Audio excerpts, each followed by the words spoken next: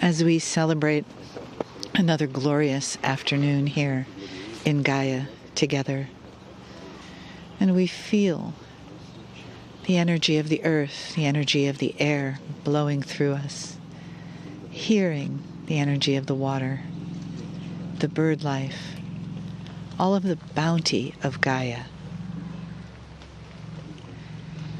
And we feel the grace of her beauty.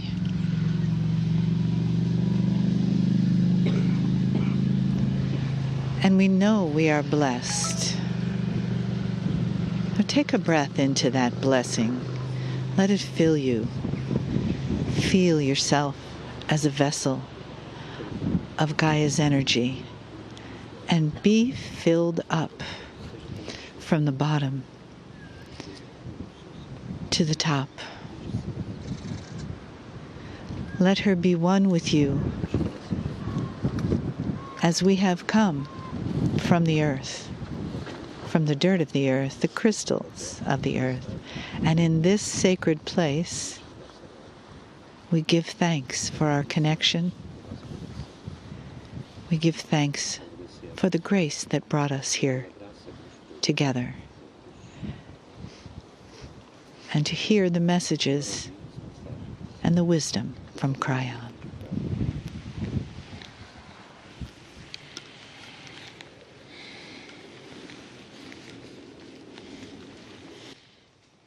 Greetings, dear ones. I'm Cryon of Magnetic Service. Again, you find yourself outside. And dear ones, in this place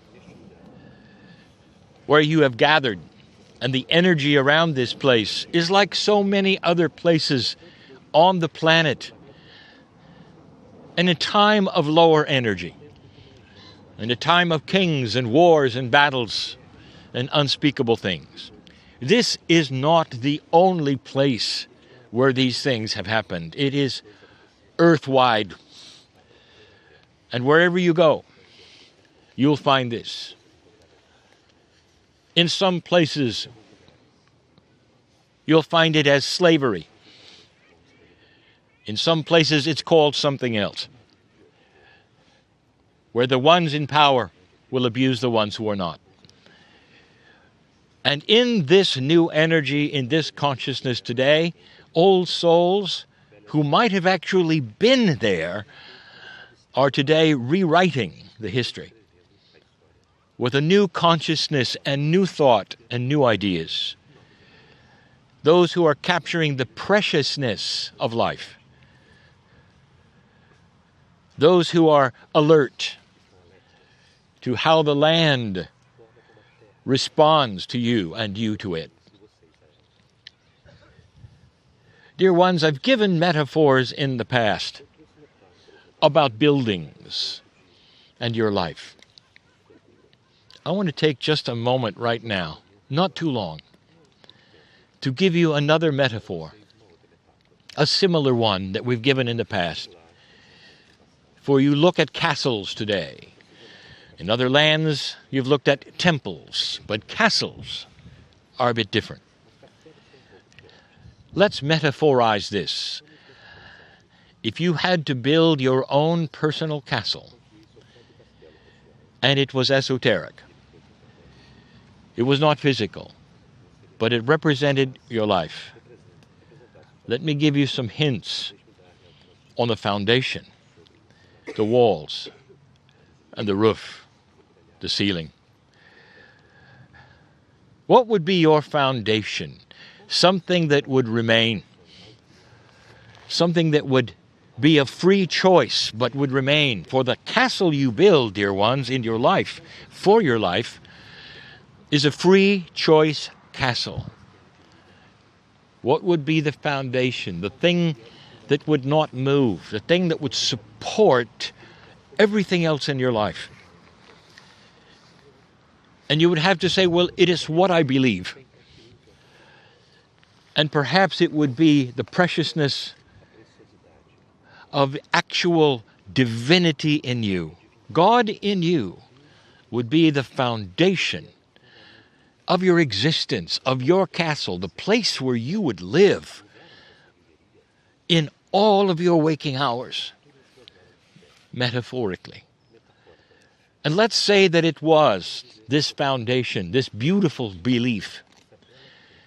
What I want to say is this: no matter what you build on it, the foundation must remain.